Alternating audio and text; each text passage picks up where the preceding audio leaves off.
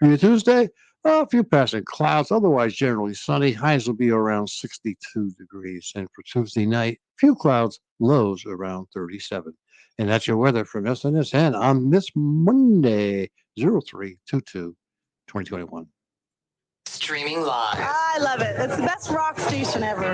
We listen to you all the time. Broadcasting from within our 6 feet social distance. Streaming news and sports network. All right. Good morning. Hey, Paul. Yeah. So we're going back and forth a little bit about our discussion this morning with Back the Blue. Yep. Whether we're going to have it, we're not going to have it, we are going to have it, whatever. We are going to have it. Wow. And that's coming up in about, 12 minutes or so. Wow. We'll be joined by Maria from Back the Blue, Southeastern Connecticut, and also Representative Greg Howard from the 43rd District will be here too as well. Yeah. We had also scheduled to have Brian Lanoue, but Brian had to cancel. He phoned me last night at about 8 o'clock and told me that he was not going to be able to make it. And I guess Officer McDonald from Ledyard is ill. Oh. So we hope he gets better quick, of course. So we are going to still have that conversation.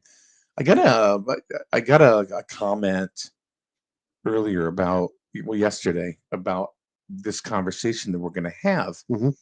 And it was in one of the Norwich boards, one of the Norwich chat boards. Yep. And it was brought to my attention. They said, well, what kind of a conversation is this? Because everybody that you're having on the show is for this, the police, the accountability, this new law. Yeah. So I looked and I'm like, oh, well, you're right. And so I told her, I said, it's an open forum. So you're more than welcome to come in and ask questions or whatever. Yep. You can ask questions, you can make comments. You won't be ignored unless you are completely offensive and, Of course. and immature about things. But as Right. long as you make I'm all about debate, man. Positive debate. Yep. Everybody has different opinions. Not every, you and I don't think alike. No. At all. I'm smart, at least. And I'm dumb. And no, you're. But yeah. So yeah. So I don't believe that everybody sits and has the same opinion. So with that being said, it's okay to have a different opinion. It's okay to get in there. Well, and go ahead and do your thing. Under normal conditions, you can have a second opinion, but today's world, you can't have an opinion, as we all know. I know it is pretty sad. It is pretty sad that you can't or you're not allowed to have No, you're your not. own No, you're not. your own opinion. Nope. It's always the other person's opinion that's right, and yours is wrong. Yeah. If you don't agree, then you're wrong. No. So That's too bad, actually, but it's true. Unfortunately, Mhm. there's a lot of people that kind of jump on people's So stuff. So the people you got on are for the Accountability Act. I mean- Most of them are, yeah. Oh, okay. So it's just a matter of whether or not. I mean, I wonder now that this thing is law, what's actually changed? What do you mean? Well, how is it affected? And how has it affected the environment today that's going on? What's changed with this new law in effect? Well, I want to leave that up to Maria. Yeah. And also the representative to go ahead and describe exactly what. Yeah. What's changed? Has anything been affected by is something happened that without this law something would have been different? I don't know, but Ryan says different, right? Not Ryan Robin. No, right. Mike is the master debater. In more ways than one. Ooh, we're just gonna move on from that. Yeah. Dork. Mm. So I don't know. How do you Do you know what the Police Accountability Act is all about? Not really. I mean, I know that it puts more liability on the officer themselves for their Yeah. actions, um, but it's no different than you or I. If we were working, so I mean, I realize that they're what they do is a lot different than Mm-hmm. if you and I would do in a private workplace. But Yeah. we would be liable for what we do in a workplace. I guess it's one of the things is that if something were to happen, people can now So take and sue the them. actual officer to court and sue that Sue person, them. Yeah. not so much the town or Right. the state or whatever. Yeah. So that's one of the things. Now, what I have seen and heard, Mhm. I'm not going to bring up any names. Yeah. A lot of things, police are just kind of like, turning a blind eye to. Not all, maybe some. You know, Well, somebody goes through a red light. Yeah, what's it all about? Somebody goes through a red light. What do you think happens? They get pulled over. They get a ticket. Yeah. They dispute the ticket. and yeah. It's a big waste of time. Yeah. And then God forbid somebody says, well, the police officer did X, Y, and Z. Next thing you know, they're in court. Yeah. So now they got to carry their own liability insurance. Yeah, because every time they get pulled over, they've got their phone out with a camera going, taking their own video of Mhm. what the discussion is about. Exactly. Yeah. You know, so Most of them have body cams on now, and well, it's for their own protection. sure. Yeah. So Yeah. Because Well, that way there, it's one camera's word against another camera's word. exactly. And, Exactly. Yeah. and we all know that some people are going to, no matter if the cop is positive in the whole thing, the other person's going to turn it around. Mhm. They immediately get an attitude. So yeah. Yeah. Oh well. Well, hopefully, like I said, we're going to be joined by Representative Greg Howard, Yeah. from the 45th District, Maria Nott He's up from the from 45th. He's 40 from the 43rd. I'm sorry, 43rd. Brian Lanoue, No.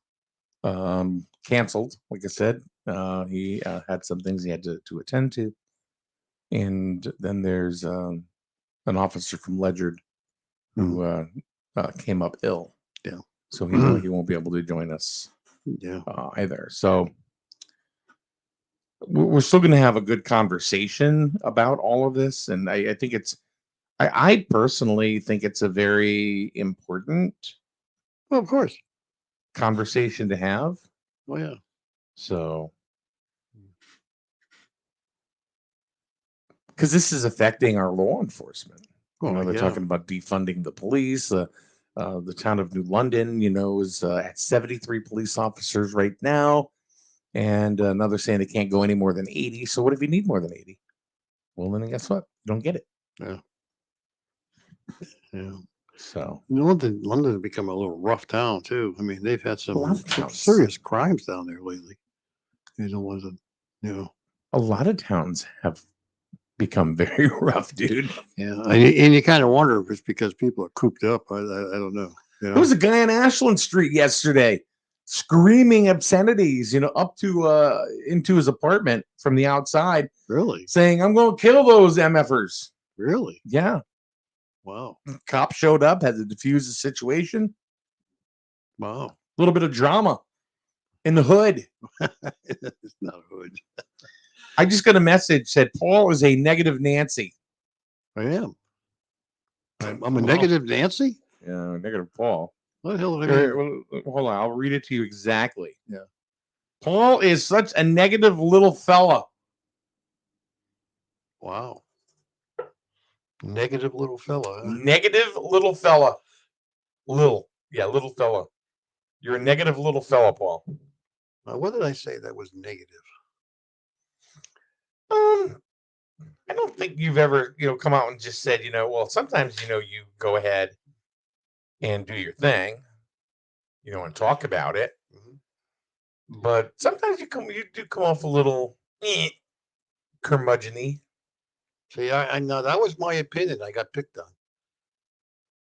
No. I'm not talking about this, but there are some things that you do kind of come off a little curmudgeonly. You do. Sorry. See, he doesn't care. He doesn't care. I don't care. Well, you should. You should start caring. At 77 years old, it's about time you started caring. Before. Because someday you'll be on your deathbed sooner than later. Could be sooner. Could be tomorrow for all I know. Who the hell knows? No. Don't say that. All right. So actually, ahead of schedule, we have a couple of our guests are already in the chat waiting area. We're going to bring them in right now. Good morning. Can y'all hear me? Hi. I can hear you. I can hear you. Good morning. Good morning. Good morning. Let's see if I can get this thing to look right here. Hey, there's Maria. Hi. Representative Howard, good morning. How are you? I'm very well. Good morning. Good morning. Okay, so this morning we want to talk about the Police Accountability Act and things that go along with it. We'll get to that in just a couple of minutes because the live broadcast really wasn't supposed to be scheduled till 9:05, but I kind of went early anyway. Maria, give us an idea again. This is your second time on with us here on SNSN. Why don't you give us an idea what Back the Blue Connecticut is all about? So Back the Blue Southeastern Connecticut is a Facebook group that was organized to support our law enforcement. And it's comprised of, we've got all kinds of, we've got parents, we've got siblings, we've got representatives that are part of the group, nurses, it's bikers, all people who support our law enforcement and who were tired of seeing them basically crucified by the media, by Black Lives Matter, just they seeing what they were going through. And I think we're losing Maria here. Maria has frozen. So we'll bring in Representative Howard. Good morning, sir. Representative from the 43rd District. Good morning to you, gentlemen. And we'll wait for Maria to get back. Certainly, thanks so much for having me. I appreciate Maria, her advocacy, and the things that she does for the men and women in law enforcement. By way of background, I've been a police officer for 19 years. I've been a detective for 5. Is that what you currently do now? Both, yeah. Other than being a state rep? That's right. That's correct. So I still serve as a detective and state rep. So it's quite a busy time of year for me right now. Fortunately, my detective schedule is fluid enough that I can do both. So a day like today, I come in at 6 in the morning, work till 9 o'clock, meet with you, have a meeting after that, for several hours, and then I'll finish my 8-hour workday and try to jostle that around. And then I work a Sunday or Saturday to, in place of, say, a Tuesday or Wednesday if I have it busy. So it's a little hectic, for the next few months, but we'll get through. Which department do you work with? Stonington, which is one of the 2 towns. I represent Stonington and North Stonington, and I've been with Stonington PD since 2002. Okay. So give us a little bit of a background on you as far as being a state representative, what kind of things that you stand behind, and some of the policies that you've championed. Sure, thanks, appreciate that. So I've been very fortunate. I've led a very fulfilling life for the age of 40. I've been in EMS for 25 years since I was 15. Started as a volunteer and became an EMT and cardiac and emergency dispatcher, and served my community in that way. And then an EMS instructor. And then at the same time, like I said, doing a police force. Been a field training officer. I was the department's first canine handler. and then a little stint in narcotics, and then I've been in detectives for a little over 5 years. Outside of that, I'm a proud husband and dad. My boys are 11 and 10, and they're both avid athletes. Their favorite sport is football, which is another thing that's very important to me. Stonington and North Stonington youth, boys and girls, can play in Stonington youth football and cheer. So a few years ago, recognizing the importance of it, myself and a few other dedicated parents decided that we were going to make that program completely play for free. So we worked very hard at that and use it as an opportunity to mentor young men and young women who need that mentorship and that guidance, and something that we're real proud of. So very, very active in my community. And, certainly now being a state rep, I was approached in probably the February-ish of 2020, just before the start of the pandemic, and asked to run for the state rep seat, which I politely declined, citing that, my kids are, when I say my kids, I mean the 160, boys and girls that play in my program. My kids count on me, and they need me there. And to win that seat, it was going to take a lot of man hours and an awful lot of work. And it would be difficult to try to campaign during football season, as a challenger in that atmosphere. So subsequently, of course, COVID canceled the season. That opened up some time. And then, a lot of things happened over in 2020. I think we could spend several weeks talking about, but in short, I made a decision in August to throw my hat in the ring, and subsequently was elected. So I've been serving since January 6th. A lot of initiatives that we put forward, a lot of bipartisan stuff. Certainly my background in public safety and public service in the police department has played an integral role in my assignments in the Judiciary Committee and the Public Safety Committee. And I also serve on appropriations, but we can certainly talk police bill stuff. I know that bill inside and out, the pros, the cons, what I like to call what I hope were unintended consequences.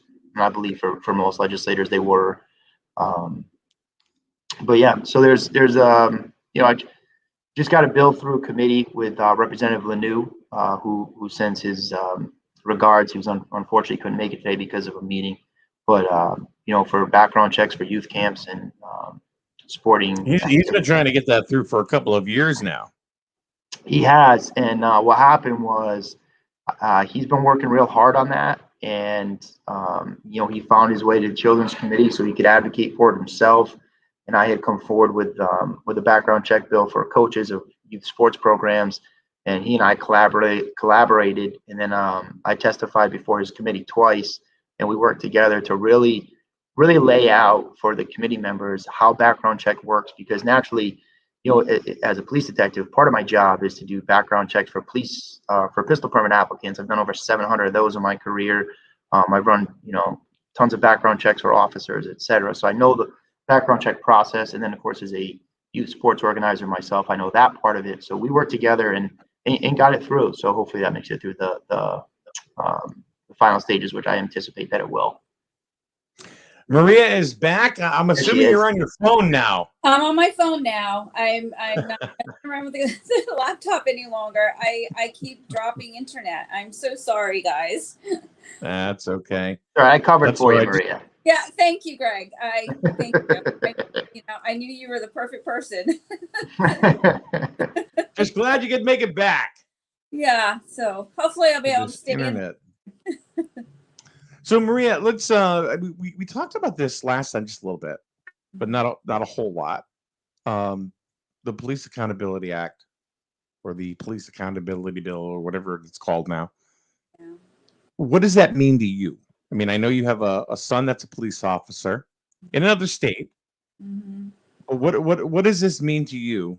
As far as whether it's being a mother of a police officer, or just being part of Back the Blue Southeastern Connecticut? So both, actually. This accountability bill is kind of making its way nationwide, especially in Democratic states.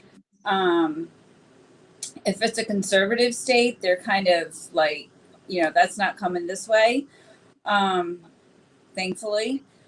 But here in Connecticut, I think Connecticut was one of the first states to really try and push this through. And I mean, it's really it's not designed to protect police officers. It's really designed to protect criminals. And I've been digging into this accountability bill, and it's really difficult to try and understand. And I did find a condensed version of it. And I've been reading through it. And I mean, there are I have to say there's some positive things in it, as far as having police officers all have body cams, because I think that's important. They all should have body cams. But, you know, when you dig through this, I mean, there's some really concerning areas in the accountability bill. And, you know, they pushed it so quickly to go through, I don't think there was a lot of thought that went into it. Okay. What is one of the most glaring pieces of negativity that you find in that bill, according to you and your organization? Well, oh boy. Well, one of the things that really stood out to me is, well, the use of force. And I understand where that's coming from, but there's like all these steps that a police officer has to take before use of force. And they're supposed to announce what they're doing.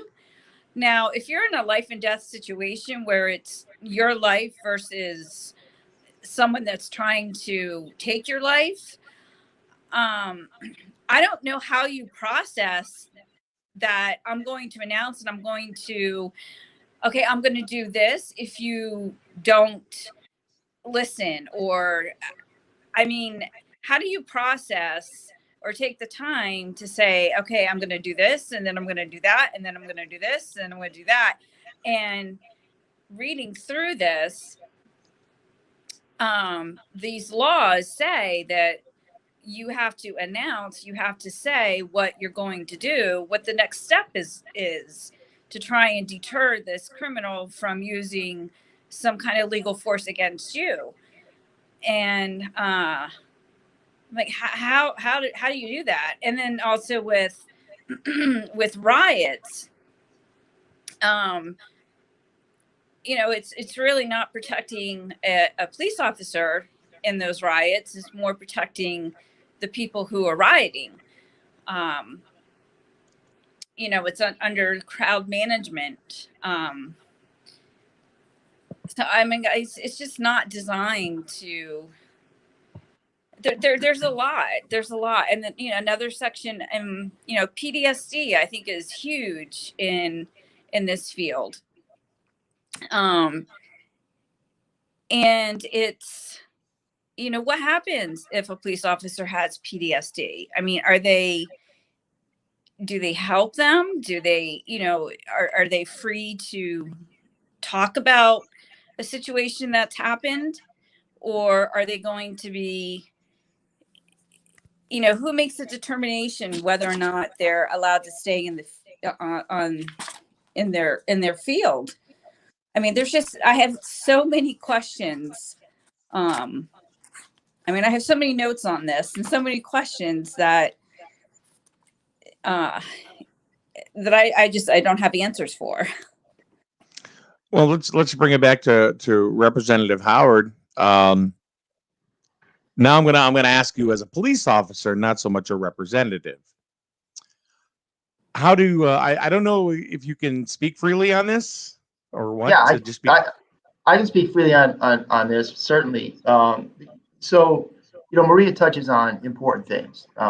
We did just pass out of judiciary, and then on the floor of the House, 6462, which does make some changes to the use of force that Maria is referencing. She's absolutely right. As it was passed, it said that officers, before they use deadly physical force, have to exhaust all the alternatives. Well, I mean, that means if somebody pulls a gun on me, I have to hit them, spray them, talk to them. I'm dead. It's over. My kids are without their dad. And that's the first thing, guys, that I like to let people know.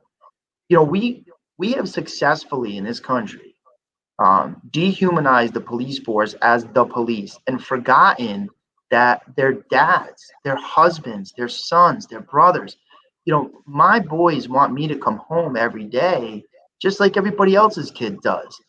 I literally had a person say to me very recently, it was in the context of, of her business as a massage therapist and being concerned about what happened, with the shootings and whatnot, literally said to me, "You have no idea what it's like to go to a job every day and fear for your safety." Now, this is not an ignorant person. This is not an uneducated person, but this is what people think of the police as an entity outside of humans. I've had, multiple times kids see me in a uniform and think, "Wait a minute, coach, you can't be a policeman. You're Nate's dad." No, I'm a person too. And when you have this conversation and folks are like, "Well, yeah, obviously," but it's not that obvious, right? Because people see a police car, a police officer, and they dehumanize them. So it's interesting to watch, from a legislative standpoint, how all this goes down when you talk about decision making, as Maria does. I got an email the other day of a Glock 19 that had been painted and fashioned into a Nerf gun to look like a Nerf gun. The general public, they don't know that those things are out there. But what do you think is going through my mind tomorrow when somebody points a Nerf gun at me that looks just like that one?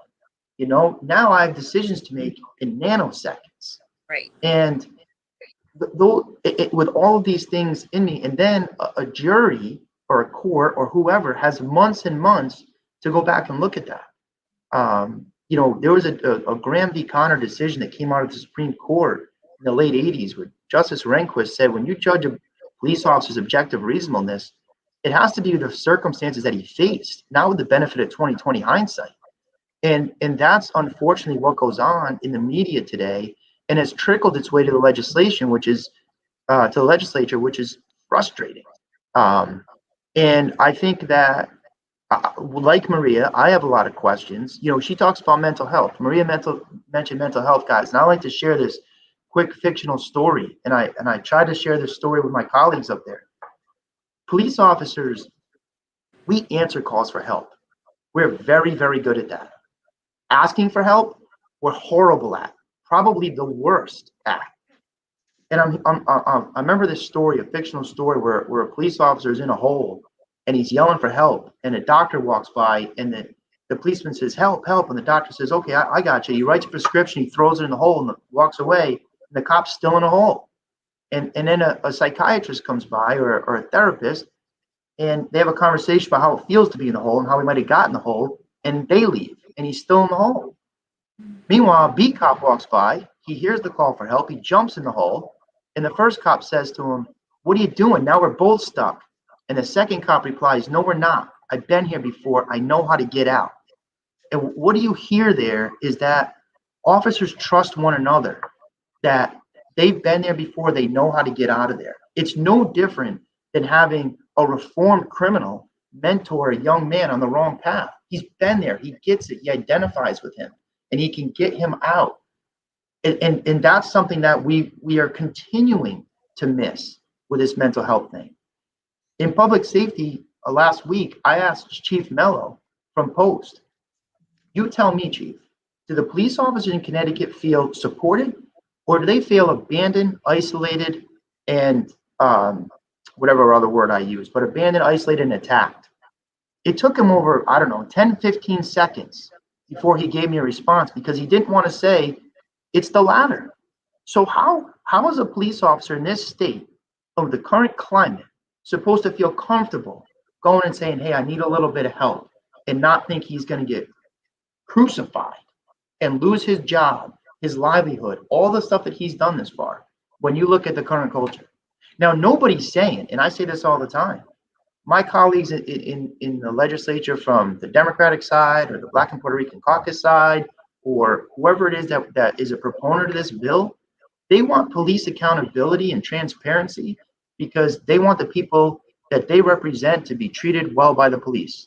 And that's fair. And many of them have been mistreated by the police because of the color of their skin, or at least that's their perception. And that's fair. But police officers like myself, like Maria's son, I welcome police accountability and transparency because I don't want to have to go into a bunker for 6 months when a guy in Minnesota does something.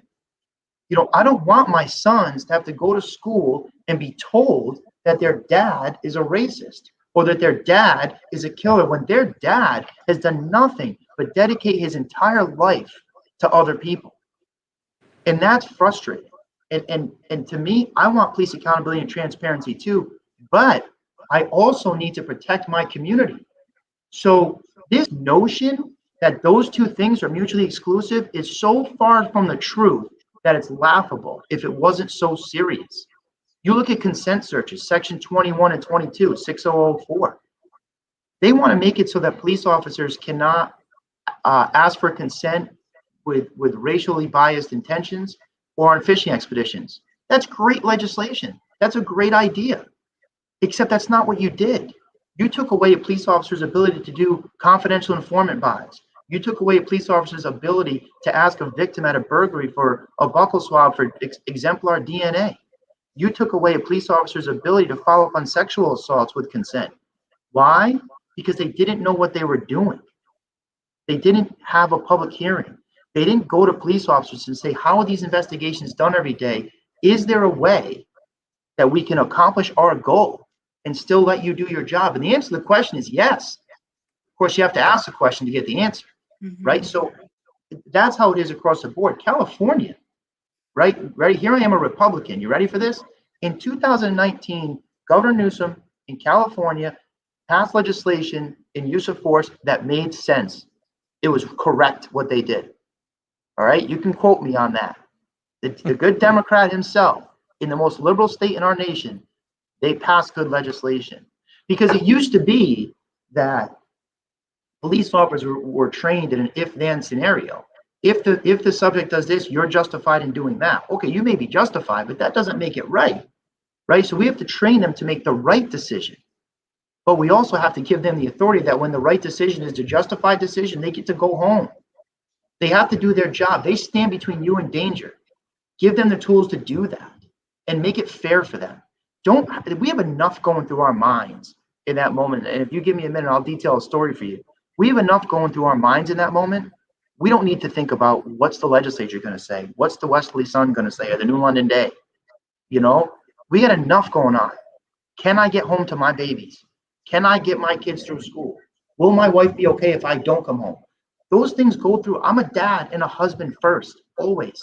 And I'm standing there, and I'm going to give you guys a scenario that happened where a person, police officers got a call that this individual had crashed and had a firearm and was blasting off rounds. And that's exactly what happened. The officer gets there.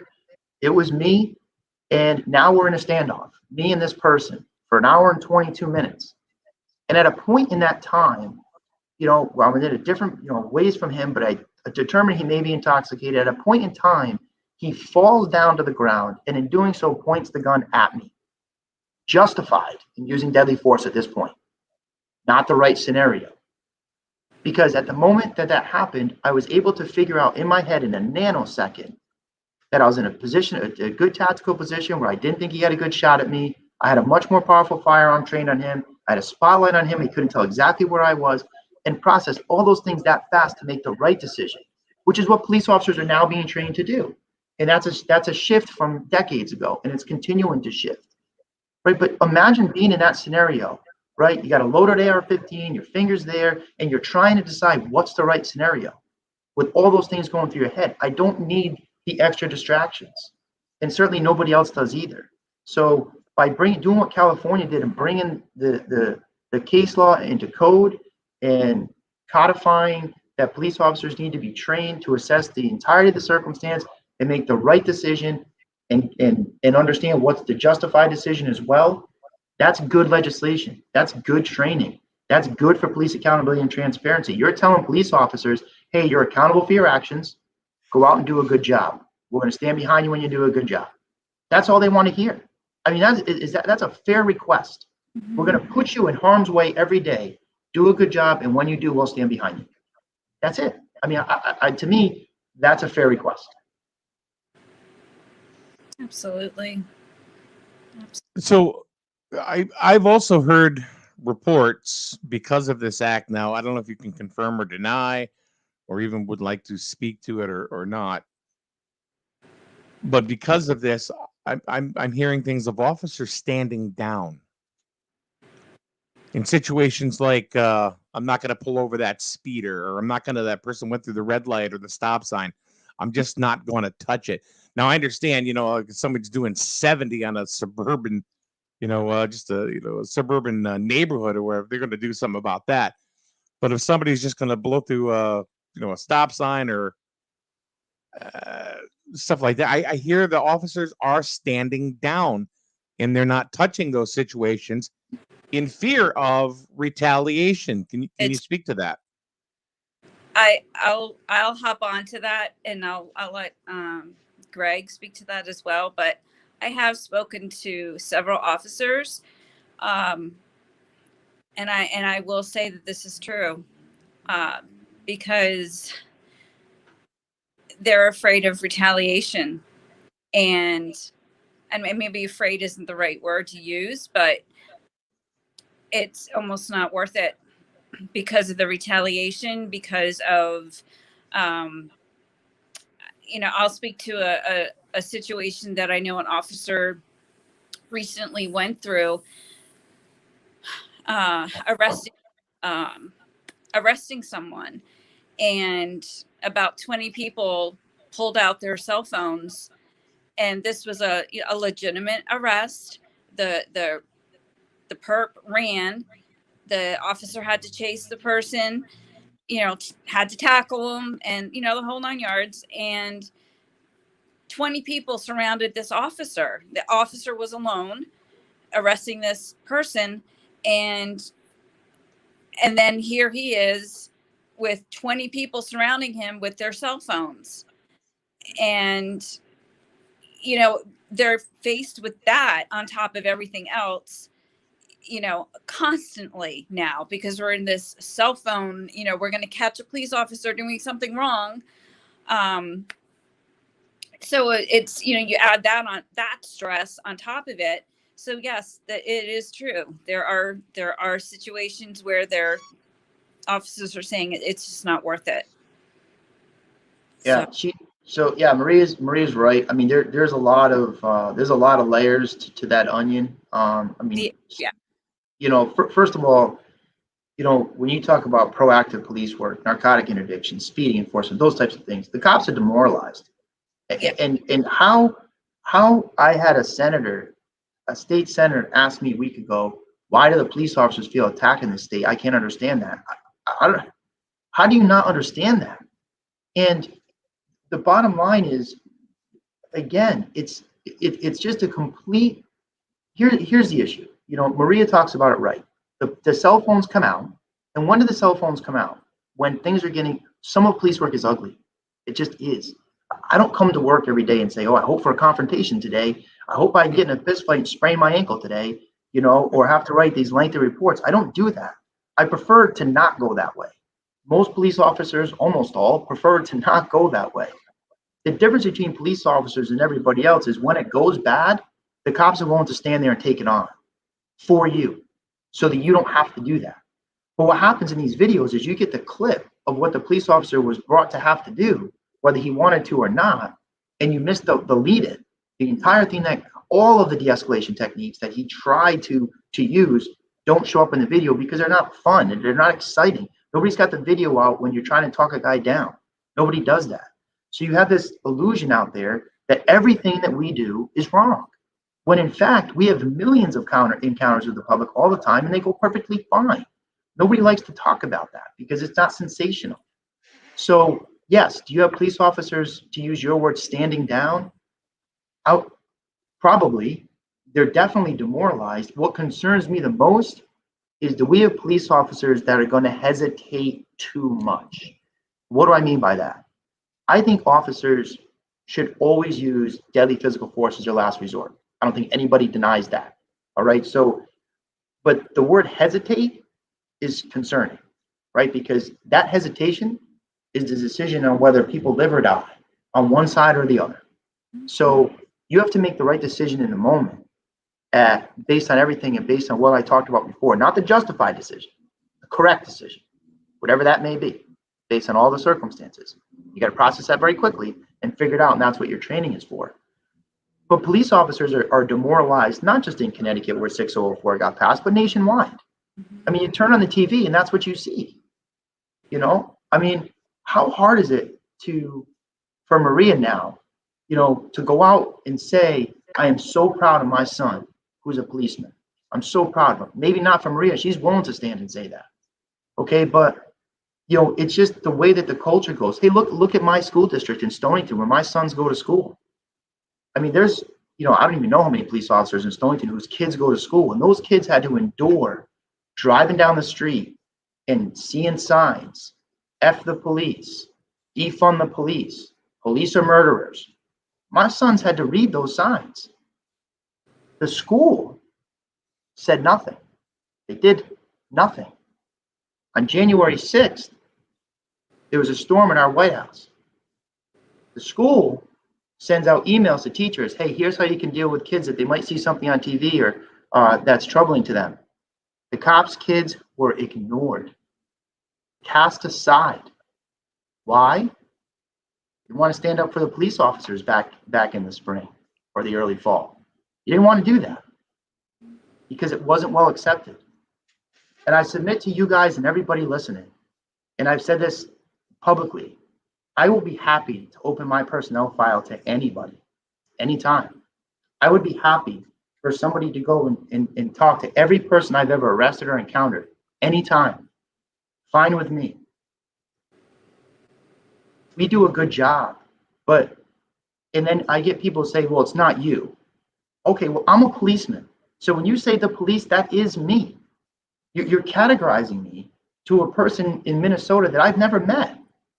And that's just not the way to get things done. And when you talk about 6004 being passed the way that it did with no public hearing, just this past week in public safety, they bring a bill before public safety that goes after police officers and their social media accounts. Nobody else. In Southeastern Connecticut, we had a fireman who's arrested for what he did with their social media account. We're going to ignore that. We're not going to talk about that. We're going to go after the police and only the police. And when I drop an amendment to say, listen, if you want good governance, that's fine. Here's my amendment. Let's apply social media to every state and municipal employee and agency. Oh, we don't want to do that. We haven't had a public hearing on it. There's process. Well, that's an interesting take because you didn't think that back in July. So what, you know, I mean, it's political grandstanding because the police are easy to hate because most of the time, what is your interaction with the police? Most people, you got a speeding ticket. Most 6-year-olds, they're in the back of mom's car. Mom's driving down the street, slams on the brakes, says, oh no, a cop. What image is that portrayed of a 6-year-old in the back? The police are easy people to not like until you need them. And then all of a sudden they're not doing enough. It's well, I think that's kind of a stigma too. That's right. Kind of a stigma, you know. I mean, if you go back 30 years, here's a term that I heard when I was a kid, when it came to certain police officers, because no matter what, and Maria and I talked about this last time, is that no matter where you work, whether you're a police officer or you're working at McDonald's, it doesn't matter. 10% are going to be jerks. 10%, there's going to be somebody that's going to have a problem. It's going to cause problems. Mm-hmm. But the term I've heard is super cop. And what I mean by super cop is somebody, you know, is puffing out their chest, walking out, and they are just, that's the way that it is. And it was like that about 30 years ago. So now there's a stigma that has kind of followed that. So let me ask you a question. Have you been demoralized or have you been demonized? Because there has been there's a big difference now with police officers than when it was 30 years ago. Just a huge difference. There's more human relations, you know, and public relations going into what police officers do now, as opposed to what they did 30, 25 years ago. Can you speak to that? I can speak As far as personally. what the public perception is. Yeah, okay. So, I mean, on the whole, I think you're right. Demonized. I mean, the police are demoralized because of the climate, but they certainly are demonized. But let me tell you, what am I? What is Greg Howard? I'm revered because I've had enough. And when I say I've had enough, I'm not talking about just bad mouthing the police. I'm talking about that I've had enough of people putting out perceptions one-sided that are just not understanding the reality. This notion that the police and people of color are enemies is so far wrong. And but the one difference between a police officer and any other profession is there's no other profession where somebody has the unilateral or the statutorily authority to make a unilateral decision to take a life, right? That doesn't exist except for police officers. But it's necessary. That's what we're out there, not what we're out there to do. We're out there to protect people, and that's one of the necessary evils of doing that at times in extreme situations that are a minuscule amount of what we actually do. So the accountability, transparency, and most importantly, correct training needs to be there. And it's there, and it's constantly raising the bar. Nobody wants to say that, right? Because it's not sensational, but it is. And the reality is that what has to happen, this whole climate is making it worse. And let me explain that to you. As a police officer, when I pull a car over, there is no way for me to know whether that is a person who's going to say, geez, officer, sorry I was speeding, I'll take my ticket, or a guy who committed armed robbery 4 towns over thinks I know it's going to shoot and kill me. I have no way of knowing when those lights go on which person is driving that car. No way. That's very true. That's very true. But I've stopped hundreds, if not thousands of cars of operators who have no idea why I stopped them. Zero idea. No idea. They didn't know their tail light was out. They didn't know their brake light was out. They didn't know they didn't use their turn signal. They didn't know they were speeding. Whatever, right? Very common.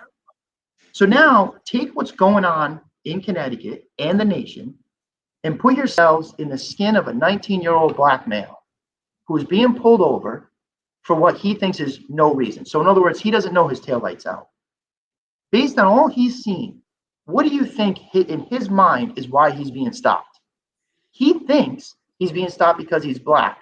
And that's in his mind fair because he doesn't know his taillight's out. He's seen everything that's been going on. Much like I saw the blue and orange Glock turn into a Nerf gun, he sees what's going on too. Yeah. So when those lights come on, how does that kid, and I say kid, 19 years old, know Greg Howard from Derek Chauvin when he thinks he's being stopped for no reason? The answer is he doesn't. Right. So what the police need to be able to do is recognize when a kid like that is scared and when a kid like that is being confrontational and try to de-escalate that. But what we're doing today is we're taking that scenario that I just made you, and if it happened 1 out of 1,000 car stops, now it's happened 100 out of 1,000 car stops because we've conditioned these kids or the public at large that the police are nothing but a bunch of racist murderers looking to kill the next person they can. So you're setting these officers up for failure from the word go because of what you're putting out there. And look, police departments aren't great at this either, because what happens, right? You have an incident like George Floyd, and for the next 3 months, you have the cops out there doing lip sync videos and really getting into it with their public, but then they go back to work. The windows in the car goes up, the door to PD shuts down, the Facebook dies down, right? Nobody wants to talk about. When I became an instructor in the state of Connecticut for police, we were taught to teach by a retired teacher, right? That makes sense. At the academy, they're not already know police work. They're teaching me how to teach others. And everybody, I don't know, 30, 40 guys in the class stands up, day one, I think it was a 2-week class, 1-week class, whatever, and says what they do outside of work and in work, blah, blah, blah. This guy, a retired school teacher, says, because every person who stood up, I coach football, I coach baseball, I work in Boy Scouts, I do this, I do that. He says, your profession does more in their community outside of their work than any other profession. That's from a school teacher who said that. And I think he's right. And I I look around, my kids are school aged, and I think, all the different police officers that I know that volunteer to coach, volunteer in all these different programs that are out doing these things, adopting kids because they don't want them to go back to the homes there. Nobody talks about that ever. Mm-hmm. Police officers are not bad people. There's no other profession in Connecticut that you have to pass a psychological exam and a polygraph.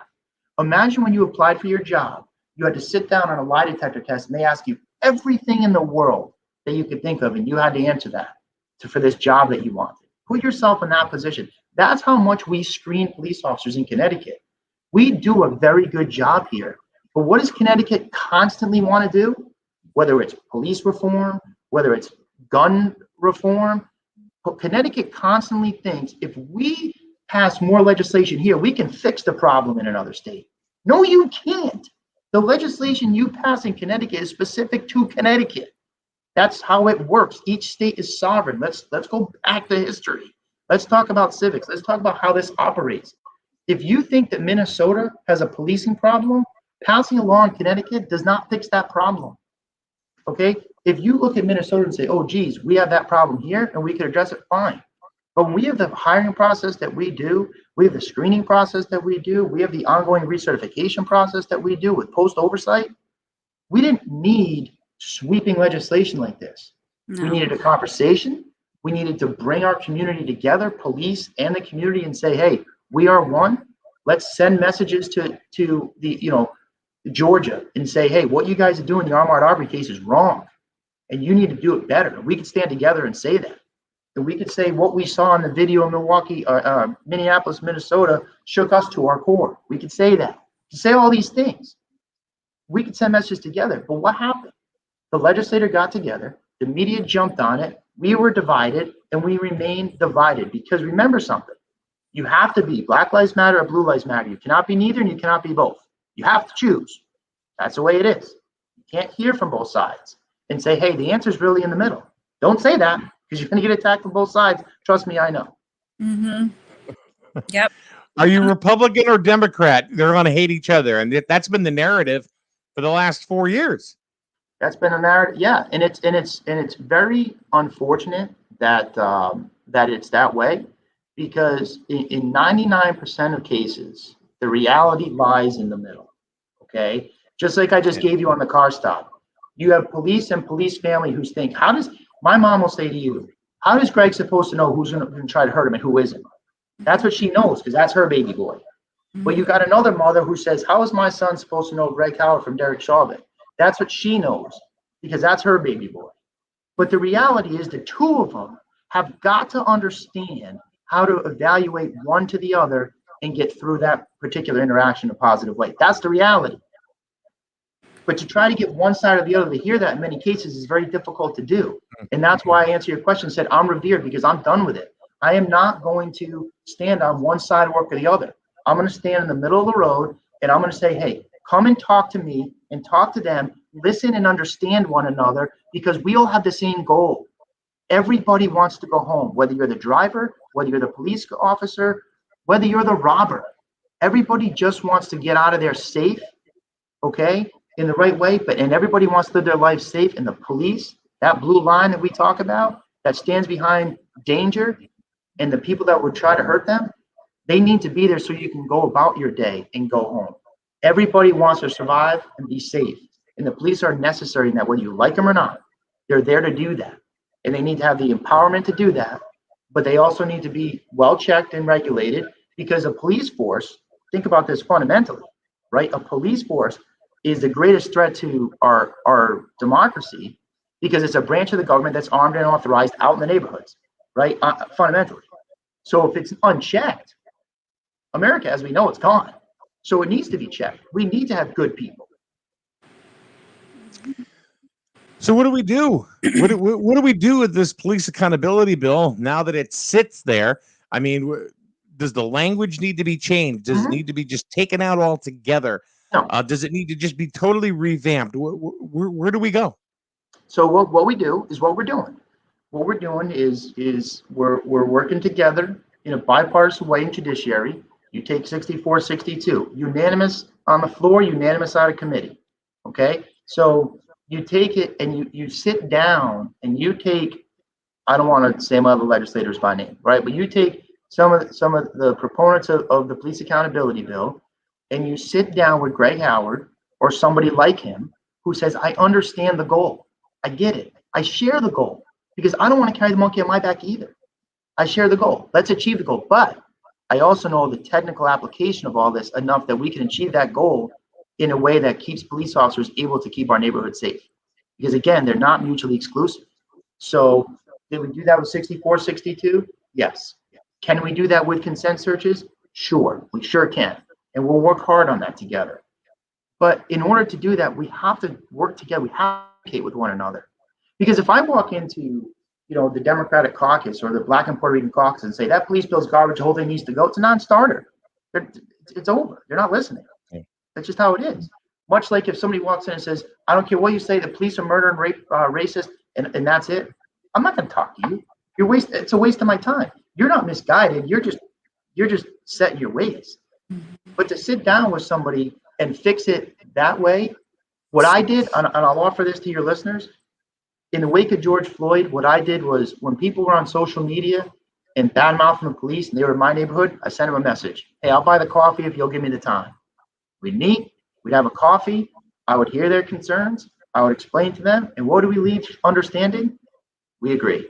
Our goal is the same, but we're both arguing it from only one side and not really getting to the real goal. Time and time again, that happens. So I challenge folks to do that in your community because you can't do that on a large scale. Everybody wants to go to social media on a large scale and say, oh, put your message out there. That's hard to do, right? Maria knows that better than anybody. You put a message out there and it's going to come across one-sided. So what we need to do really, guys, is, as a society, we have to say the police need to be checked and accountable, but they need to also be empowered to keep us safe. And we need to support them because they have a very, very difficult job. My wife been in EMS for a long time. And she said to me one day, things are getting a little rough for me at a point in time. And she said, I know how it is. No, you don't. You don't. And she loves me. She meant it well, but it's just different, and I would say to her, say a suicide, she's, well, I go to suicides too. Yeah, sure. You go there, you determine the person's dead and you write a report and go home. Who is the person who has to, coach that person's family through the next few weeks and constantly be asked why, and not be able to give that answer? These are things that weigh on police officers that a lot of folks don't even think about.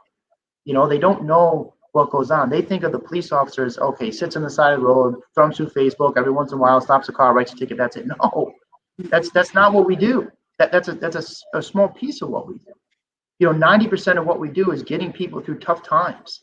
And in order to do that well, you take on those tough times yourself, day after day after day. And to not get credit for it, we're okay with that. But to get kicked for it, got to draw the line somewhere. And, you can't come out and say, we need the police, but when the police show up, you're no good. It all depends on who needs them that day, Well, you're right. I think you need to have both sides come to the table. If there's no conversation, nothing is going to get fixed or even moved forward at all. I've heard a lot of things from you as far as, being a police officer and some things as being a representative. So, I mean, it's listening to you, it's kind of like, okay, which end is he at? So let me ask you this. Are you a police officer that is a state representative, or are you a state representative that is a police officer? Well, I guess it depends on the moment you ask me. But, I think right now you're a police officer that's also a state representative. It's true. In this context, that's right, because for me, the experience that I bring to this conversation is much more so from being a police officer than the parliamentary process that being a state rep has, right? But and there's another thing, the legislature is made up of all types of different folks, many of whom are very, very shy to tell you, I'm not an expert on everything, all right? But I'm not shy to tell you that. I'm not an expert on everything. What makes me a legislator that's good at my job is I know if we have an education bill, I can call 100 teachers and get their input. That's what you need to do. And even if it doesn't make sense to me, I trust that they do it every day. They know what they're doing, you know? So in this context, when it comes to the police bill, I'm a police officer and a legislator, and I use my legislative position to leverage or leverage that position to have these conversations and bring that perspective into it. Because there's plenty of perspectives in the legislature of what the public thinks of the police, right? Probably 148 of them. But there's only 3 representations of what of people who bring the police aspect to it today. You follow me? So, Absolutely. At a given moment in time, all of this comes down to this. Whether I'm acting, and I say to folks, because people say to me, how are you keeping up and doing both? Well, they go together. They go together in a lot of ways because, like I said, and I said to a police officer friend of mine just the other day on Friday, he says, how's it going? I said, it's police work on steroids. That's what the legislature is, right? Because you're constantly getting calls for people who need help, that need direction, that need a solution to their problem. It's the same thing I've been doing for 20 years. It's just on a grander scale. And there's, it's not like, okay, defer to this department, defer to that department. I used to work with an old cop. He called us the miscellaneous department. Whatever nobody else handles, we did. And after 4 o'clock in the afternoon, that was just about everything because everything else was closed. And that's how it was. I mean, getting a canary unstuck from behind a medicine cabinet. I mean, these are things that I've done. You see cops changing tires and all these other things, that we do. And guys, they go together, in regards of not just my experience, but just how things come. So yeah, I think at any given moment in time, I'm either or both. Gotcha. And I'm happy to be that. So I'm gonna give you a scenario because earlier I mentioned, I said, have you been demonized more so than demoralized? And we talk about, good cop, bad cop, because you gotta know there are some guys and ladies that are probably not as nicer as some of the others. Sure. But it's a very small percentage. Mm-hmm. So I want to give you a little scenario. This is something that happened to me. And this was actually in Groton. I got off the highway on Route 117. I got pulled over. Cop comes over to me and he goes, "Can I see your license and registration?" And I said, "Officer," I said, "why did you pull me over?" That's a true story, by the way. I'm sure. And then, I'm sure. And then the officer goes, "Can I see your license and registration, please?" And I again said, "Officer, can you please tell me why you pulled me over?" Officer says again, and now he's getting a little testy. "Could you please give me your license and registration?" And I'd had enough because I'd had a bad day. And I looked at him and I said, "Officer, can you tell me why you pulled me over, or is this a random act of kindness?" "Get out of the car, sir." I got out of the car. You know what he did? He asked me, he goes, "What's wrong, man? You having a bad day?" I said, "Yeah, actually I am." He goes, "Well, I pulled you over because you weren't wearing your seatbelt." And I said, "Oh." I said, "I knew it wasn't anything too serious." And he goes, "And this day," and then he goes, "And this isn't helping your day, is it?" I said, "Not really." He put his hand on my shoulder and he said, "Just put your seatbelt on and have a better day." And that was it. I got in my car and I drove away. So my question is did that happen 2 years ago or did that happen 22 years ago? So we're talking about demonizing the police, right? It was 22 years ago. Yeah. So my point is that it doesn't matter. The police are the police.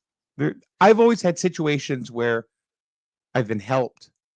Never had a police officer come at me for any reason. I mean, I've never really done anything, but I've never had some sort of, as I mentioned before, super cop come at me. I have a friend who's a retired state trooper. He's been retired longer than he was actually on the force.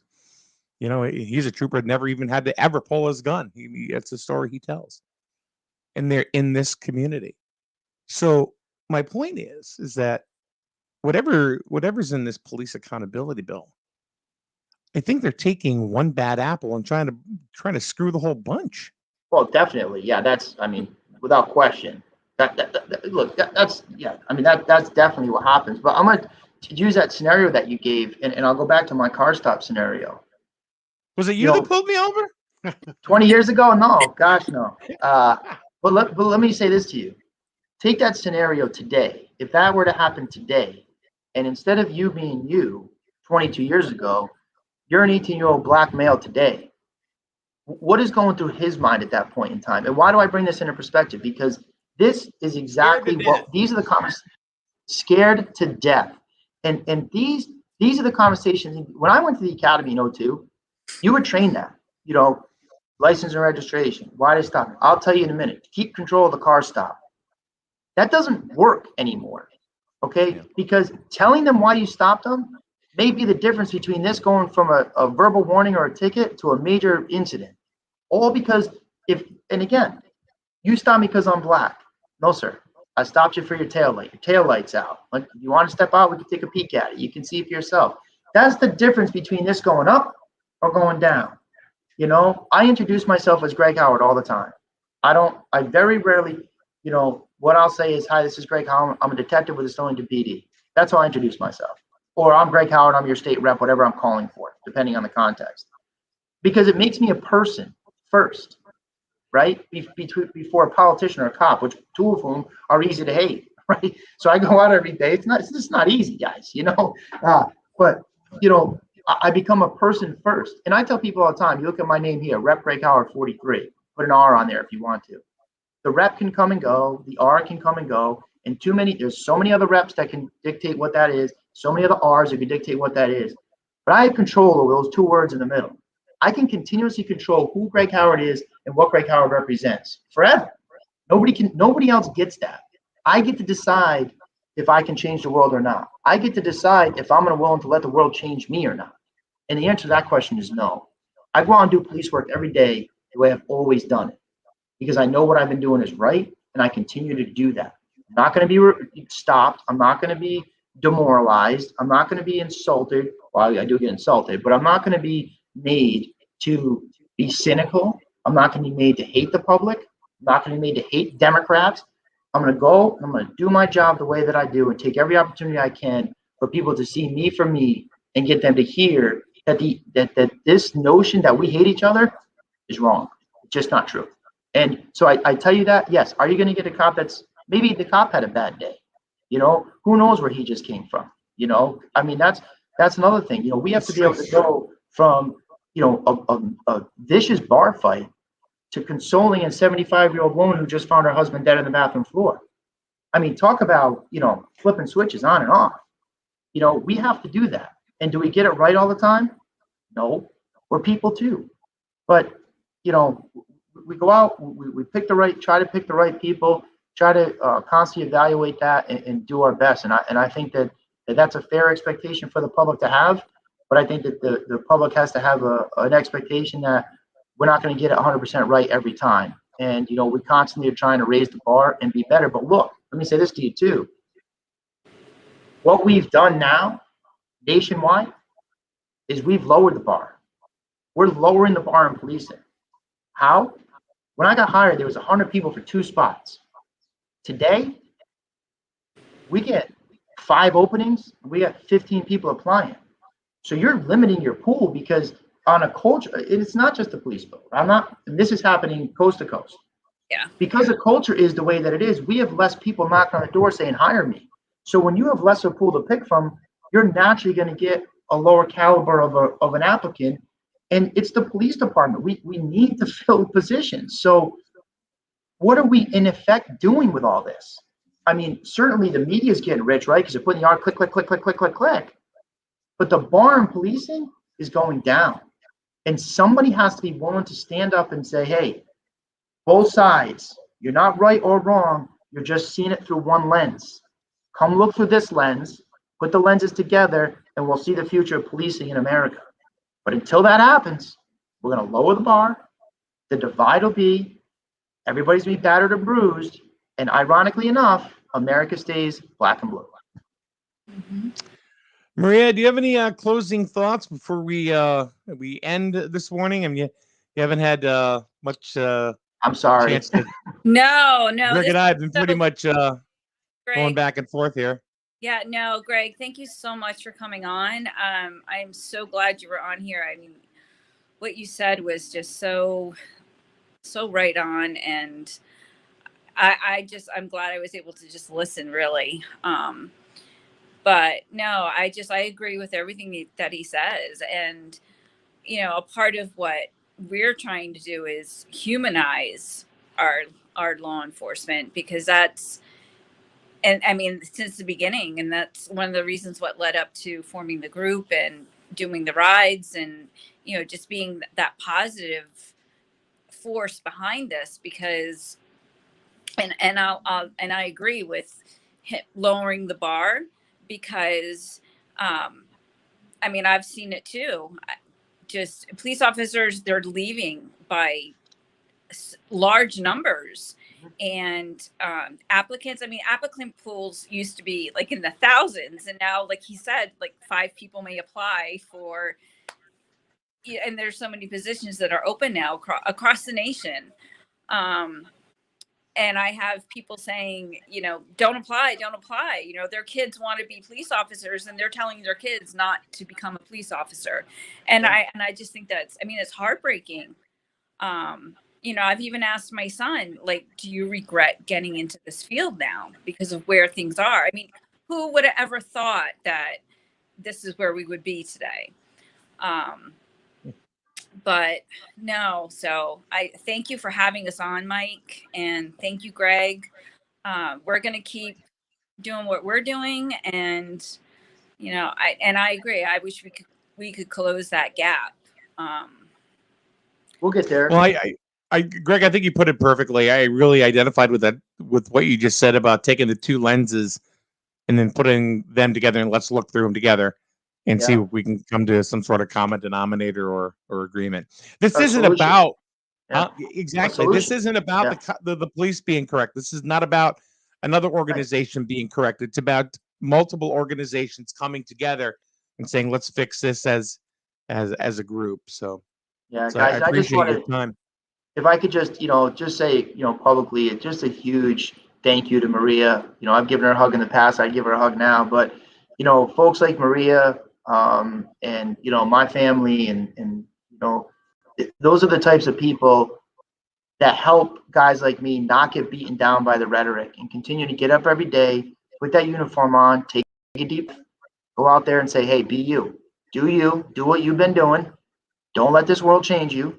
Go out and be the good person that you know how to be, and starve those distractions. Listen, learn, work on being better every day, which we all should be doing. Try to be a better you every day. But because of people like Maria and her group, it's, you find the courage and the strength to get up and do that every day. So I want to publicly say thank you to her, and I owe you a hug now. You. Why the hell don't I get a hug? Yeah, we owe you a hug for having us on. Was this like a man thing? You don't give. It's a COVID thing. Yeah. I'm calling you She's out in on my the hug. cohort. Folks, thank you very much for joining us this morning. We'll do it again. Maria, this is just the beginning, like I said to you yesterday. So, these are great subjects to go ahead and tackle. They're great conversations, great debates. I will say that in a couple of the social media boards that I posted this in, I got some backlash saying, okay, well, the people that you're having on is all against this or for it or whatever. And I said, look, it's a public forum. You could come on and make your statement. You could go ahead and ask questions, whatever it is you want. Guess what? Keyboard Warrior says, no, I'm not going to show up. So that's part of the problem too. I think if, people got to stop just saying, well, I'm going to type this because no one's going to know. No, man up, woman up, or shut up. Yeah. And That's it. Greg can attest. I mean, the keyboard warriors are just, and the hate is just, it's out there. And exactly. Yeah. And you know what? And that's a big proponent of this is hate. Mm-hmm. Social media. Division. Mm-hmm. So we'll get into that more and more. All right, Representative Howard, thank you very much. Officer Howard, thank you very much. Thank you, And guys. Maria, of Thank course, you, from Maria. Back to Blue. Yes. And thank you guys for fighting. Thank you to the representatives that are fighting for this against, to change the accountability bill. I just want to throw that out there. So Very thank good. Heading Thanks, off to guys. judiciary Appreciate it. meeting, guys. Have a great day. you. All right. You You too. too. That's Representative Greg Howard and Maria Nott from Back to Blue, Southeastern Connecticut. Paul, you didn't have much to say. You negative Nancy. I'm negative Nancy. That's all right. It was a good show. I really appreciated them both to come on. They Yeah, it was they good. made some made some really, really good points. So this will be available up on YouTube a little bit later. So make sure you check it out. If you did not hear the entire broadcast, it will be up on YouTube. You can watch it in its entirety. So thanks, Paul. Yeah, well, I Some- just sat here and listened. Yeah. What'd you think? Well, very passionate about Yeah. this whole thing. You can tell the way. I mean, he spoke a lot. Yeah. Yeah. Well, Yeah. He had a lot to say about it. Yeah. But you're right. I think it was, basically passion. Yeah. And what he believes in. So, we're more than happy to, look at both sides, to see what the alternatives are. We're all about news and views and your opinions, because if you don't have a conversation, you're not going to get anywhere. No. Not going to get anywhere at all. So anyway, see you Wednesday. Yep. All right. Tomorrow, Psychic Tuesday. Our psychic ladies will be in here tomorrow morning, right here on SNSN. So have a wonderful day, folks. And we will see you once again tomorrow morning right here on SNSN. The flagship for Griswold High School sports, and your home for local news and weather, broadcasting from Main Street in the borough of Jewett City. The streaming news